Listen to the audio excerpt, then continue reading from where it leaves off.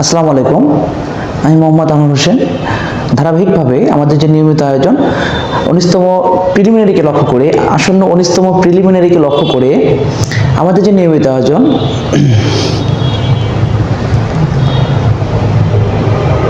আসসালামু আলাইকুম, সবাই কেমন আছেন? আশা করি প্রত্যেকে ভালো আছেন। আমাদের নিয়মিত আয়োজন আসন্ন 19তম প্রিলিমিনারিকে লক্ষ্য করে আমরা যে নিয়মিতভাবে এনটিআরসি এর প্রশ্নগুলো যে সমাধান করছি, তারই ধারাবাহিকতায় আজকে আমাদের নিয়মিত আয়োজনে 16তম শিক্ষক নিবন্ধন কলেজ লেভেলের আজকে পর্ব 2 নিয়ে আলোচনা করব। গতদিন আমরা গত ক্লাসে আমরা মোটামুটি 12 পর্যন্ত সমাধান করেছিলাম। আজকে 12-র পর থেকে আমরা সমাধান করব।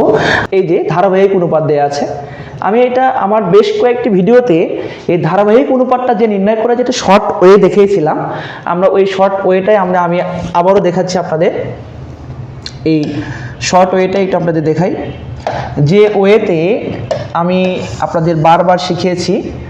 যেখানে দেয়া আছে ক অনুপাত খ, দেয়া আছে 4:7 এবং খ অনুপাত গ দেয়া আছে 10:7।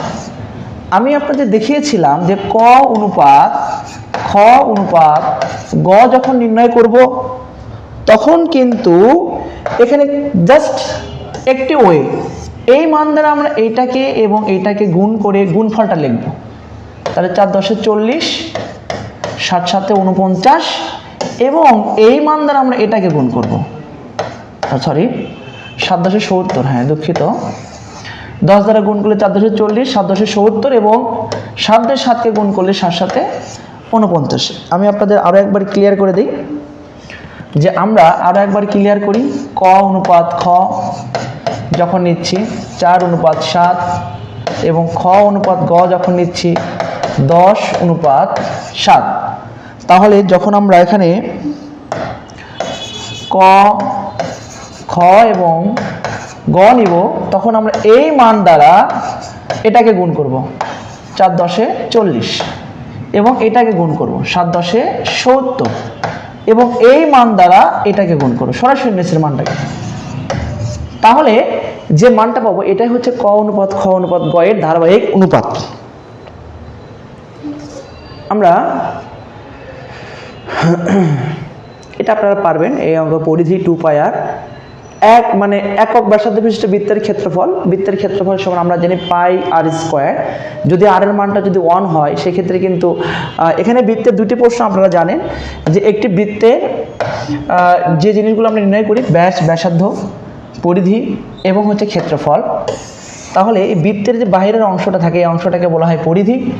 এখানে বৃত্তের ব্যাসার্ধ বলা আছে 1, তাহলে ক্ষেত্রফল হবে πr², অর্থাৎ আর এর মানটা যদি 1 হয়, তাহলে এখানে সরাসরি পাবো পাই বর্গেও। এবং বৃত্তের পরিধিকে আমরা প্রকাশ করি 2πr, এটাকে আমরা বলি পরিধি, বা অনেক জায়গায় আমরা বৃত্তের পরিসীমা দ্বারাও আর কি চিহ্নিত করা হয়।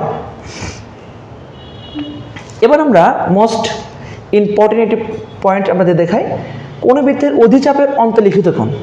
এটি বৃত্তের দুটি চাপ থাকে, একটা হচ্ছে উপচাপ, আরেকটা হচ্ছে অধিচাপ।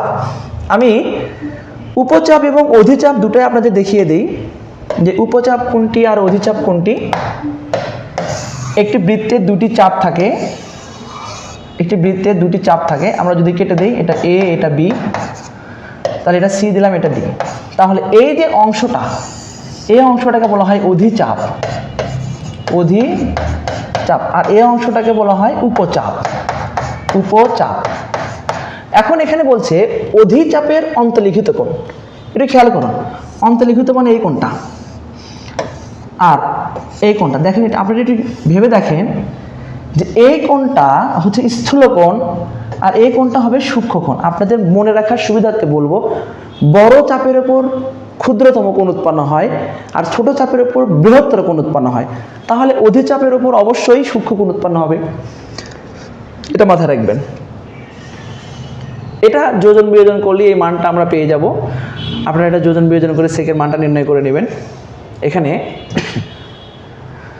সমীকরণের মূলদ্বয় নির্ণয় করতে বলছে। যখন একটি দ্বিঘাত সমীকরণের মূলদ্বয় নির্ণয় করতে বলবে, আমরা দেখব দ্বিঘাত সমীকরণটিকে আমরা মিডল টার্ম করতে পারি কিনা। যদি আমরা মিডিল টার্ম করতে পারি তাহলে তো কোনো সমস্যা নেই। আমরা এখানে 3 দোকানো 6, 3x প্লাস 2x মাইনাস 6, তাহলে এখান থেকে আমরা কিন্তু x কমন নিলে পাচ্ছি x মাইনাস 3 প্লাস 2 কমন নিলে পাচ্ছি x মাইনাস 3 ইকুয়াল টু 0, অর্থাৎ x minus 3 into x plus 2 is equal to 0। এখানে একাধিক মানের গুণফল শূন্য হলে আমরা প্রত্যেকটি ইকুয়াল টু 0 লিখতে পারি। সেক্ষেত্রে বলতে পারি x এর মান হবে একটা 3 এবং x এর মান হবে মাইনাস 2।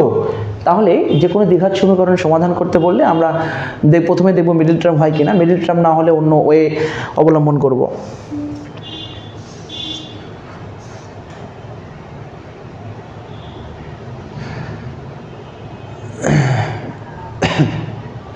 এখানে আমাদের লাস্ট অঙ্ক আজকে আমরা দেখতে পাচ্ছি রহিম এবং করিমের বয়সের গড়।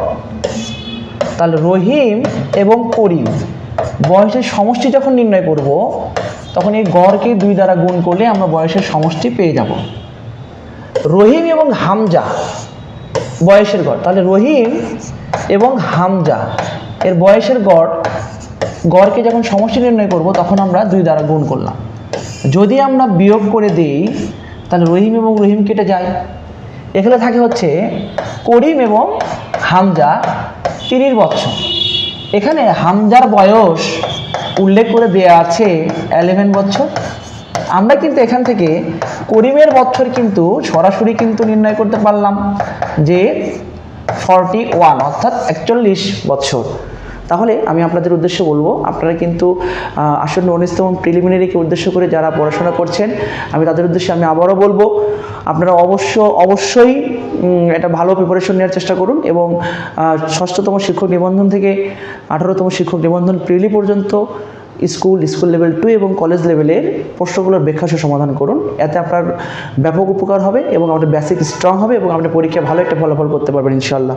সবাই ভালো থাকবেন, দেখা হবে পরবর্তী ভিডিও নিয়ে। আল্লাহ হাফেজ।